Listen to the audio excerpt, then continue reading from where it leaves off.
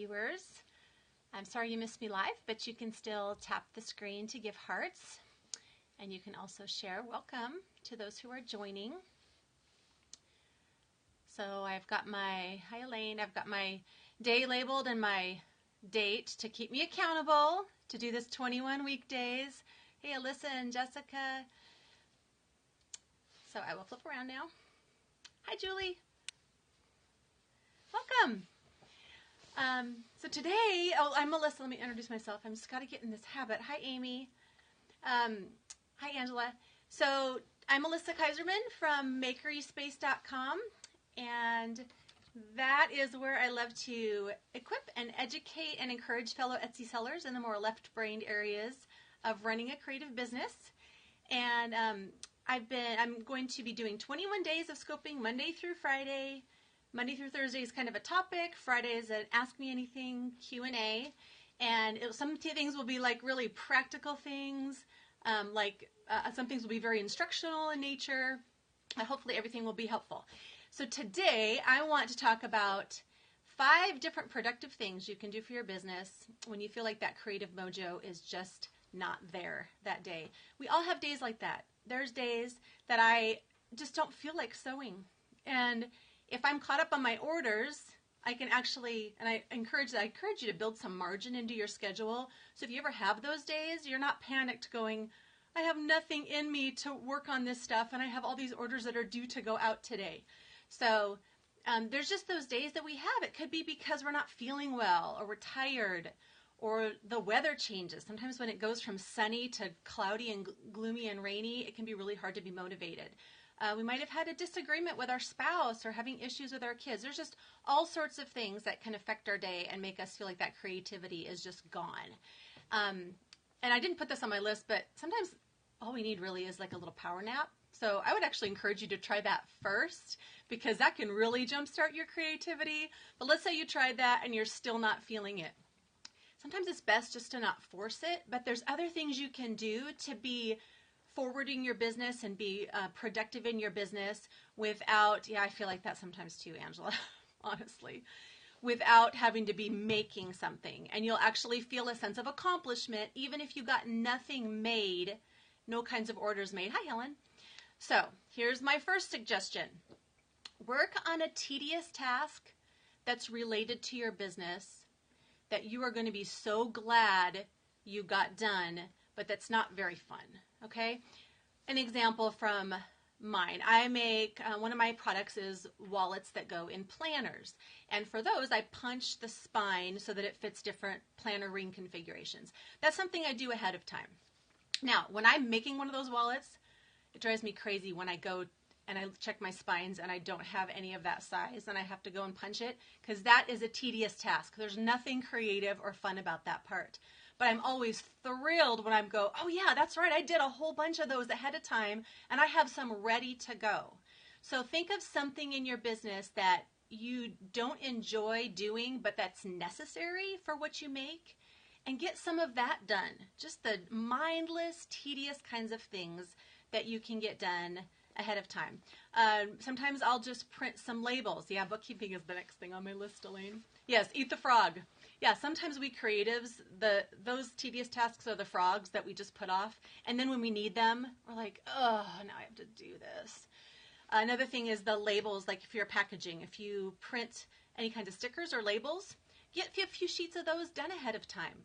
Address labels, whatever it is that you need to have on hand that are part of your business, but you tend to forget to replenish, get some of those things done. So that's number 1, work on a tedious task. Number 2, order supplies. I am a procrastinator, and I tend to put off ordering supplies until I all of a sudden realize, oh no, I'm going to run out of this week. I hate it. So when I can think ahead of time and going, okay, I don't feel like sewing today, so Julie, so I'm going to see what I'm running low on, make a list, and get those supplies ordered so that they're on hand, and I'm not like running to Target for mailers that cost way more than when I buy them off eBay from my regular supplier. You know, those kinds of things, right? Could just kick myself because I'm paying so much more per piece for those mailers because I've run out because I didn't plan ahead of time. So number 2, order supplies. Number 3, and Elaine mentioned this, catch up on your bookkeeping. Something else that is really not that fun, but aren't you glad when you do it? Elaine, I get mine from U-Pack and Ship. That is the best price that I have found in bulk for the bubble poly mailers that I use. They also have a standalone website, but check both because sometimes they're running a little bit better deal on eBay, or sometimes with shipping it's a little bit cheaper in one place or the other. So upacandship.com or U-Pack and Ship on eBay. Hi, the Junk Mama, welcome. So with your bookkeeping, if you just dedicate some time to doing that and entering transactions, it's U-Pack and the letter N ship, all one word. So no ing, just the letter N in there.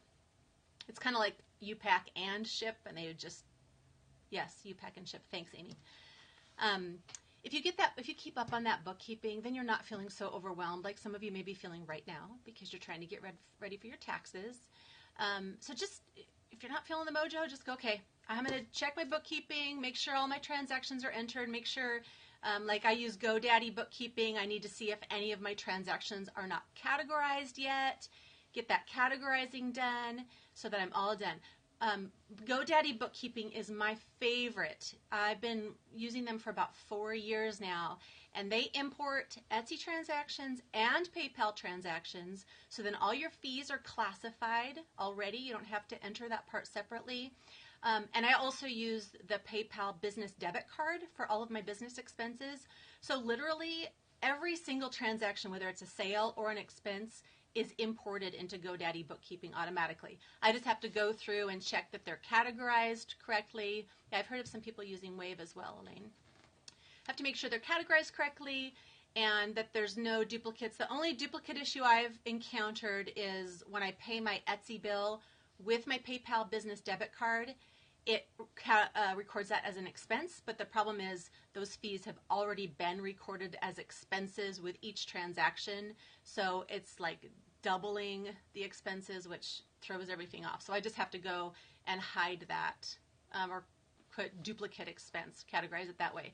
That's only the real issue I've had. But I find that if I keep up on my bookkeeping on a monthly basis, I just rest so much easier in that, and I'm not stressed about it. So, number 1, work on a tedious task. Number 2, order supplies. Number 3, catch up on your bookkeeping. Number 4, do some research.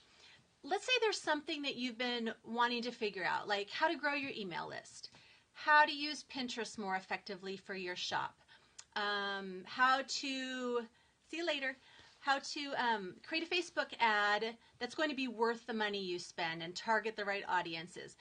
Sometimes dedicating a big block of time to researching one of those things is way more effective than trying to fit in these 15, 20-minute bits and pieces here and there where you're getting scattered and you have 50 tabs open related to it, and then you're having to stop and go make your stuff and come back to it, and then you've forgotten which tabs you were on. You know what it's like. I'm the queen of a bazillion tabs open. So if you have one of those days where you're just not feeling the creative spark, then go, okay, I am going to spend 3 hours researching this one thing that I am wanting to do to grow my business. And sometimes those 3 hours altogether will cause a lot more,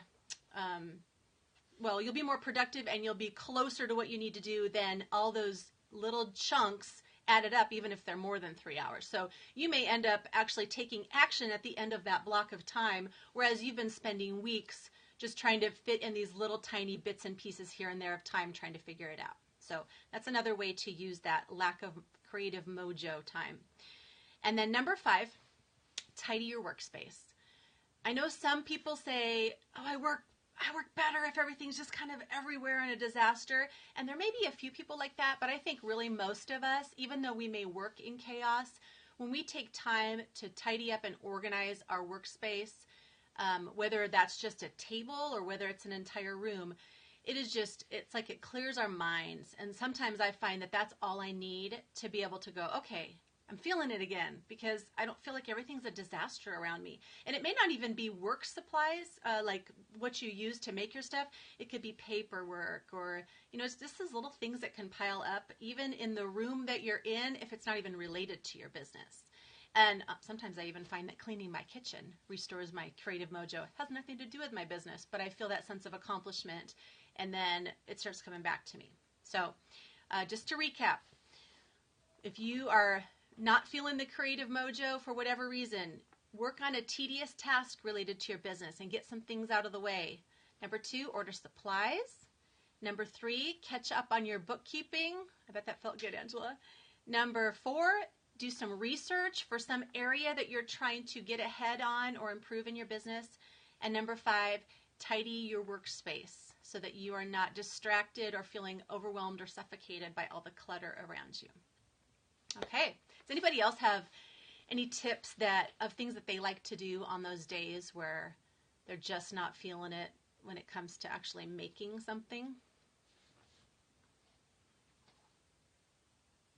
Did I cover them all? Turn on some music? Yeah. Oh, gardening. Looking at Pinterest. Angela, do you look at Pinterest just to kind of do something fun and get your mind off it, or are you looking for ideas when you're looking on Pinterest? Color ideas, yeah. And sometimes that's all you need. You need like a spark of something to give you an idea. And that could be a really good idea too, is to something that's going to be like, oh, I could do this. And so you're spending some time feeding that creativity, even though you're not feeling the creativity flowing through you so well. Design seeds. Ooh, I'm going to write that down. I'm not aware of that site. Julie. Great. Coffeetivity app. Really? Now when I'm at Starbucks, I feel like I can't think. Maybe the music is just too loud. Maybe it's the type of coffee shop. Do you think? Color Collective. I'll write these things down on MakerySpace.com/scopes. I will write down some of these websites and resources that some of you are suggesting. So you can go there to see that in the show notes. Thanks for suggesting those. Oh, just coffee noise. Like coffee brewing? Thanks, Alyssa, for putting that up. So that's interesting. I'm really fascinated by this idea now too, this coffeetivity thing. Oh, people talking and chatting. Okay, so coffee shop noise, but not necessarily the music. Yeah, I do like the chatter. That does, I think, help with creativity sometimes. Mom to Jade, what is your first name?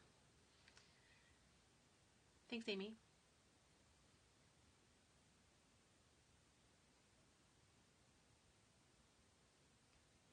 Lita. Okay, thanks.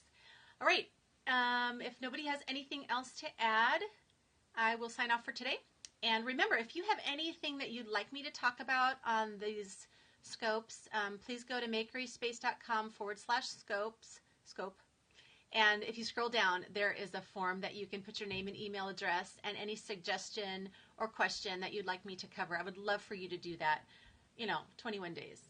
It'd be helpful if I get some input from you guys, what you'd like to hear. Okay. All right. Thank you for being here, and I will hopefully see you tomorrow. Have a great day.